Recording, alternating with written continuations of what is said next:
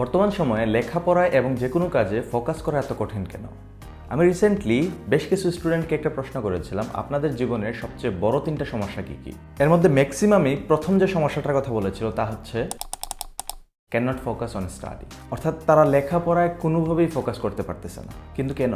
এই ভিডিওতে আমরা লেখাপড়ায় ফোকাস করতে না পারার এবং কনসেন্ট্রেশন স্প্যান কমে যাওয়ার 5টা কারণ নিয়ে আলোচনা করব এবং ওইগুলোর সমাধান কি কি তা নিয়েও আলোচনা করব। এর মধ্যে 5 নাম্বার কারণটা এবং সলিউশনটা অনেক গুরুত্বপূর্ণ। So don't skip any part of this video.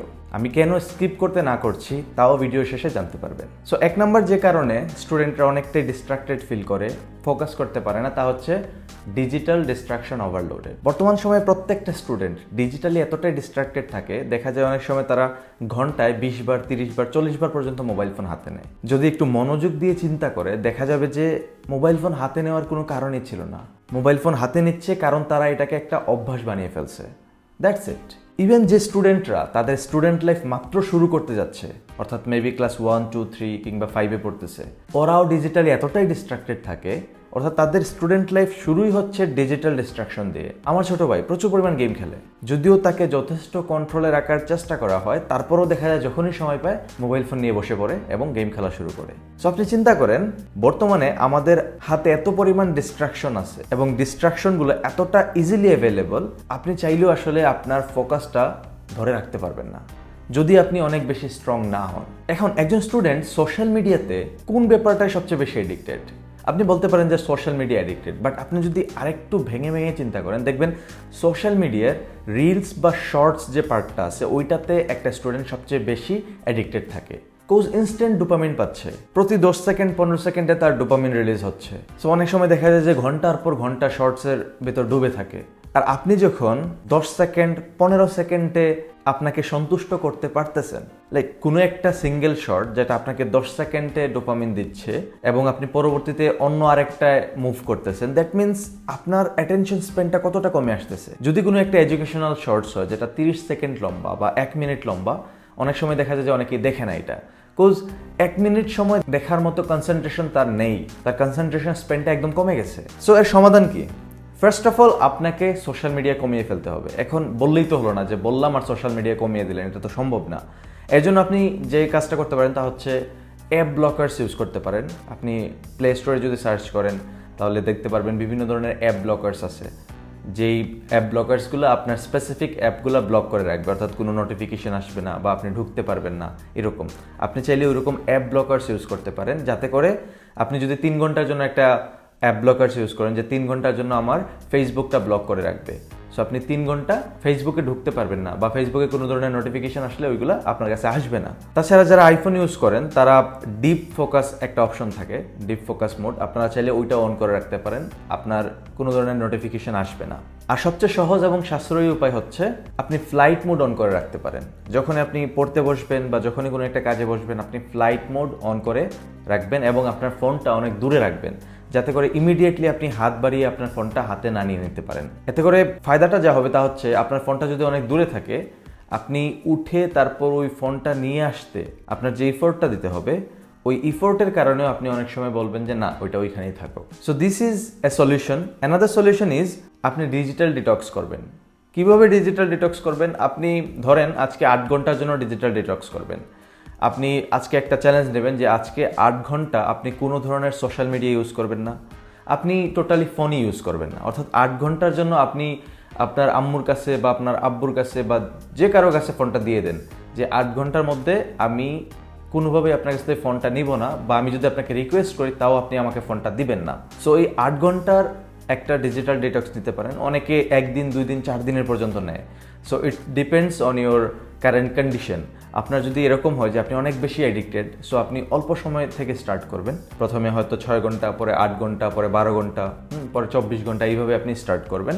And দেখা যাবে আপনি যখন মোটামুটি 2 দিনের জন্য ডিজিটাল ডিটক্স করতে পারতেছেন রিল্যাক্সলি, কোনো ধরনের প্রেশার মনে হচ্ছে না, অ্যাংজাইটিতে ভুগছেন না, that means you are getting improved mentally. So এই 2টা কাজ যদি আপনি করতে পারেন, দেন অবভিয়াসলি আপনার অ্যাটেনশন স্প্যানও বাড়বে, আপনার কনসেন্ট্রেশনও বাড়বে এবং যে কোনো কাজে আপনি খুব সহজে ফোকাস করতে পারবেন। 2 নম্বর কারণটা হচ্ছে lack of purpose and direction. আমরা অনেকেই লেখাপড়া চালিয়ে যাচ্ছি, বাট এখনো জানি না যে আমি কেন লেখাপড়া করতেছি। আমি লেখাপড়া করতেছি ফিউচারে একটা চাকরি করার জন্য। No, it can not be your purpose of life. দেখেন, লেখাপড়ার একটা অর্থ থাকতে হবে, একটা মিনিং থাকতে হবে। আপনার লাইফের পারপাস কি, তার উপর ভিত্তি করে আপনার এডুকেশন ব্যাকগ্রাউন্ডটা হওয়া উচিত। আমি নিজেও আজ থেকে 1.5 বছর আগেও জানতাম না যে অ্যাকচুয়ালি আমি কেন লেখাপড়া করতেছি, আমি কেন এই কোর্সে অ্যাডমিট হলাম, আমি কেন এটা নিয়ে পড়ালেখা করতেছি, আমি কিছুই জানতাম না। আমি জাস্ট ওই যে ফ্লোতে চলেই যাচ্ছি, কিন্তু আদৌ আমি জানতাম না যে কেন ওই ফ্লোতে আমি চলতেছি। সো আপনাদের ওইটা আইডেন্টিফাই করতে হবে। আপনি যত তাড়াতাড়ি আইডেন্টিফাই করতে পারবেন যে কেন আপনি লেখাপড়া করতেছেন, কেন আপনি এই সাবজেক্টটাই পড়তেছেন, কেন আপনি সায়েন্স নিছেন আর্টস নেন নাই, কেন আপনি কমার্স নিছেন সায়েন্স নেন নাই, এই বিষয়গুলো যখন আপনি আইডেন্টিফাই করতে পারবেন তখন লেখাপড়াটা ইন্টারেস্টিং লাগবে। এখন পারপাস তো আপনি হুট করে খুঁজে বের করতে পারবেন না, এর জন্য বেশ টেস্টিং অ্যান্ড ট্রায়াল এর ব্যাপার আছে। সো লাইফের পারপাস খুঁজে বের করার জন্য ইকিগাই মেথড অবলম্বন করতে পারেন, যেটা নিয়ে আমার একটা বিস্তারিত ভিডিও আসবে। যদি আপনারা লাইফের পারপাস কীভাবে বের করতে হয় তা নিয়ে ভিডিও চান, জাস্ট পারপাস লিখে কমেন্ট করেন, আমি এই নিয়ে বিস্তারিত একটা ভিডিও আপলোড দেবো কয়েকদিন পর। সো প্রথমে আপনি যখন আপনার লাইফের পারপাসটা খুঁজে বের করবেন, দেন আপনি ওই পারপাসটা হাসিল করার জন্য ওই ডিরেকশনে এগিয়ে যাবেন। এখন ওই ডিরেকশনে এগিয়ে যাওয়ার জন্য আপনার যেরকম লেখাপড়ার প্রয়োজন, আপনার যেরকম এডুকেশনাল ব্যাকগ্রাউন্ড দরকার, ওইটা অ্যাচিভ করতে আপনি ইন্টারেস্টেড থাকবেন। সো লেখাপড়াটা আসলে খুব একটা বোরিং থাকবে না, তখন ওইটাও একটা ইন্টারেস্টিং ব্যাপারে পরিণত হবে। অন্যদিকে হচ্ছে ডিরেকশন। দেখেন, লেখাপড়া ভালোভাবে করার জন্য একটা ডিরেকশনের প্রয়োজন পড়ে। আপনার একজন ভালো মেন্টর প্রয়োজন, আপনার একজন গাইড প্রয়োজন। এরকম যাতে মনে না হয় আমি জাস্ট প্রেশারে পরে লেখাপড়া চালিয়ে যাচ্ছি। আপনার এরকম মানুষের দরকার নাই যারা আপনাকে প্রেশার করবে, আপনার এরকম মানুষের দরকার যে আপনাকে গাইড করবে। It could be your family member, it could be your tutor, it could be your teacher, anyone. So আপনি এরকম একজন গাইড ফাইন্ড আউট করেন যে আপনাকে রেগুলারলি গাইড করে, মেন্টরিং করে, সবসময় তাদের সাথে টাচে থাকার চেষ্টা করেন। তাইলে দেখবেন লেখাপড়া অনেক ইন্টারেস্টিং মনে হচ্ছে। সো এই সমস্যার সমাধানটা আমি অলরেডি বলে দিছি। ফার্স্ট অফ অল, আপনি আপনার পারপাস খুঁজে বের করবেন এবং ওই পারপাস অনুযায়ী আপনি আপনার এডুকেশনাল ব্যাকগ্রাউন্ডটা সাজানোর চেষ্টা করবেন। সেকেন্ডলি, আপনার একজন মেন্টরের দরকার। আপনি ভালো একজন গাইড বা মেন্টরের সন্ধান করবেন। এখন এই গাইড বা মেন্টর যে কেউ হতে পারে, আপনার সিনিয়র ভাই হতে পারে, আপনার ফ্যামিলি মেম্বার হতে পারে, আপনার টিউটর হতে পারে, আপনার টিচার হতে পারে। যেই দেখবেন যে আপনাকে খুব ভালো মেন্টরশিপ দিচ্ছে, খুব ভালো গাইড করতেছে, সবসময় তার সাথে টাচে থাকার চেষ্টা করবেন, তার সান্নিধ্যে থাকার চেষ্টা করবেন। ফোকাস এবং কনসেন্ট্রেশন কমে যাওয়ার 3 নম্বর কারণটা হচ্ছে আনহেলদি লাইফস্টাইল। মনে রাখবেন, poor sleep plus bad diet plus no physical activity equal weak concentration. অর্থাৎ আপনি যদি ঠিকমতো না ঘুমান, আপনার খাবার দাবার যদি ঠিক না থাকে, আপনি যদি একদমই ফিজিক্যাল অ্যাক্টিভিটি বা ফিজিক্যাল এক্সারসাইজ না করেন, আপনার কনসেন্ট্রেশন একদম কম থাকবে। এটা গ্যারান্টেড। তাই আপনার কনসেন্ট্রেশন বাড়ানোর জন্য অবশ্যই আপনার নিয়মিত ভালো ঘুমের দরকার। আপনার ডায়েটে পর্যাপ্ত পরিমাণ হেলদি ফুড থাকতে হবে, শাকসবজি থাকতে হবে, ফ্রুটস থাকতে হবে, প্রোটিন থাকতে হবে। রাস্তাঘাটের জাঙ্ক ফুডের প্রতি যদি আপনি আসক্ত হয়ে পড়েন, দেন আপনার কনসেন্ট্রেশন শেষ, আপনার ফোকাস শেষ। একই সাথে নিয়মিত ফিজিক্যাল অ্যাক্টিভিটি বা ফিজিক্যাল এক্সারসাইজ করতে হবে। আপনি বিভিন্ন ধরনের ব্যায়াম করতে পারেন, আপনি জিমনেশিয়ামে যেতে পারেন, আপনি যোগা করতে পারেন। সো এই বিষয়গুলো যদি ঠিক করতে পারেন, আপনার কনসেন্ট্রেশন অনেকটাই বেড়ে যাবে। আমরা বর্তমানে যে যুগে বসবাস করতেছি, এই যুগে আসলে ঘরের খাবার হয়ে গেছে সেকেন্ডারি ফুড, আর জাঙ্ক ফুড হয়ে গেছে আমাদের জন্য প্রাইমারি ফুড। অর্থাৎ আমরা জাঙ্ক ফুড বা ফাস্ট ফুড যেগুলো রাস্তাঘাটে পাওয়া যায় বা বিভিন্ন দোকানে পাওয়া যায়, ওইগুলোর প্রতি আমরা বেশি অ্যাট্রাক্টেড। আর ঘরে যে হেলদি ফুডটা বানানো হয়, ওইটা আসলে আমরা খুব একটা পাত্তা দিই না। এই কারণে দেখা যাচ্ছে যে আমাদের physical health and mental health দুইটাই দিনে দিনে নিচের দিকে যাচ্ছে। সো ঘুম, ফিজিক্যাল এক্সারসাইজ এবং ডায়েট, এই 3টা বিষয় অত্যন্ত গুরুত্ব সহকারে দেখবেন যদি আপনি কনসেন্ট্রেশন এবং ফোকাস বাড়াতে চান। 4 নম্বর যে কারণে আপনি লেখাপড়ায় কনসেন্ট্রেশন দিতে পারতেছেন না, ফোকাস করতে পারতেছেন না, তা হচ্ছে টক্সিক স্টাডি এনভায়রনমেন্ট। এখন টক্সিক স্টাডি এনভায়রনমেন্ট আপনার ঘরেও হতে পারে, আপনার কোচিং সেন্টারেও হতে পারে, আপনার স্কুলেও হতে পারে। ধরেন আপনি ঘরে যেখানে লেখাপড়া করেন, আপনার যে টেবিলটা, ওই টেবিলটা প্রচণ্ড অগোছালো, আপনার এমনিতেই পড়তে মন চাইবে না। সো আপনার ওই এনভায়রনমেন্টটাই ঠিক নাই, ওই এনভায়রনমেন্ট আপনার ঠিক রাখতে হবে। আমার যে পড়ার টেবিলটা, হয়তো এখন বেশ কিছু বই দেখা যাচ্ছে, বাট এইগুলো একটাও কিন্তু আমার একাডেমিক বুকস না। আমার মূলত টেবিলটা একদম খালিই থাকে, এখনও অলমোস্ট ম্যাক্সিমাম স্পেস খালি। আমি খালি রাখি কারণ যখন খালি থাকে তখন ওই অংশে বসতে মন চায়, ওইখানে আমি একটা বই রাখতে পারি এবং পড়তে মন চায়। আমার ম্যাক্সিমাম একাডেমিক বুকস আমার এই ওয়ার্ডরোবে রাখা আছে। যখন মন চায় জাস্ট খুলে আমার যে বইটা পড়তে মন চায় বা যে বইটা আমার পড়তে হবে এখন ওইটা বের করি, টেবিলে বসে পড়া শুরু করি। সো আপনার ডেস্ক সেটআপ, আপনার টেবিল সেটআপ খুব সুন্দর থাকতে হবে, নিট অ্যান্ড ক্লিন থাকতে হবে, যাতে আপনার পড়তে বসতে মন চায়। সেকেন্ড টক্সিক এনভায়রনমেন্টটা আপনার কোচিং সেন্টার বা স্কুলে হতে পারে। সাপোজ আপনি কোচিং সেন্টার এবং স্কুলে নিয়মিত আপনাকে কম্পেয়ার করে যাচ্ছেন। এখন আপনি যে কম্পেয়ার করবেন এরকম না, এমন হতে পারে আপনার ফ্যামিলি মেম্বার্স বা আপনার সিনিয়র ভাই যারা আছে বা আপনার টিচার যারা আছে তারা কম্পেয়ার করছে যে সে এত ভালো পারে, তুই কেন পারিস না, সে 80% পাইছে, তুই কেন 60% পাইছস। সো এরকম যখন একটা এনভায়রনমেন্ট ক্রিয়েট হয়ে যায় যেখানে নিয়মিত প্রেশার করা হয়, যেখানে নিয়মিত কম্পেয়ার করা হয়, ইন্সপায়ার করা হয় না, কম্পেয়ার করা হয়। দেখেন, কম্প্যারিজন অ্যান্ড ইন্সপাইরেশন দুইটা কিন্তু সম্পূর্ণ ভিন্ন, দুইটা সম্পূর্ণ 180 ডিগ্রি, একটা এদিকে গেলে আরেকটা ওই দিকে, দুইটা সম্পূর্ণ ভিন্ন বিষয়। এখন যারা কম্পেয়ার করে, ইন্সপায়ার না করে কম্পেয়ার করে, তারাই আসলে আপনার জন্য টক্সিক এনভায়রনমেন্টটা ক্রিয়েট করে। সো কেউ যদি আপনার সাথে অন্য কারো কম্পেয়ার করে বা আপনি নিজেও যদি আপনার সাথে অন্য কারো কম্পেয়ার করেন, আইদার আপনি যদি অন্য কেউ করে তাদেরকে আপনি অ্যাভয়েড করে চলবেন, আর যদি আপনি নিজে করেন দেন আপনার অবশ্যই এই বিষয়টা চেঞ্জ করতে হবে, আপনার এই হ্যাবিটটা চেঞ্জ করতে হবে, যাতে করে আপনি কম্পেয়ার না করেন, আপনি ইন্সপায়ার নেবেন।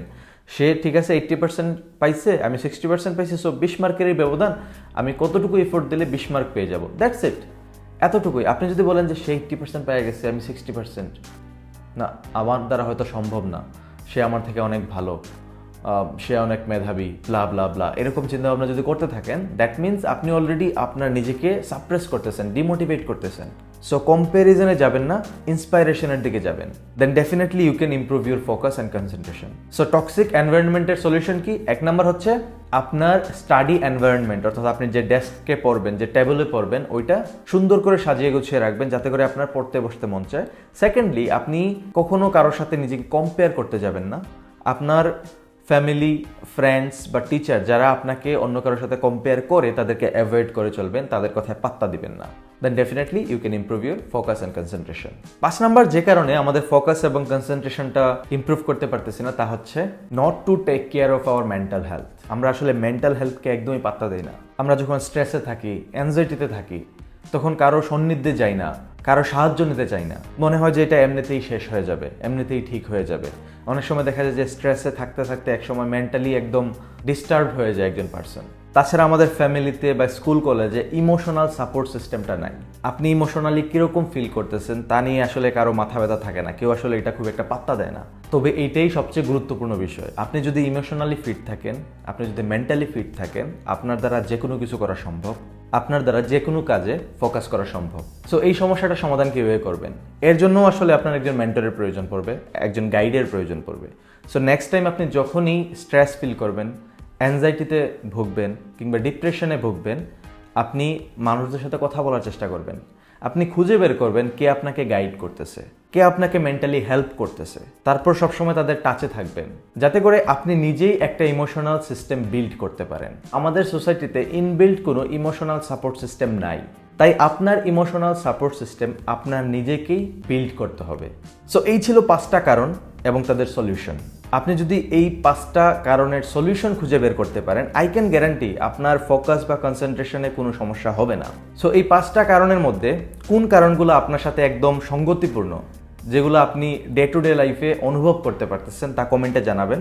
অ্যান্ড আপনার যে ফ্রেন্ডটা ফোকাস করতে পারতেছে না, কনসেন্ট্রেশন দিতে পারতেছে না, তার কাছে এই ভিডিওটা শেয়ার করে দেবেন। আশা করি আপনারা দুজনেই উপকৃত হবেন।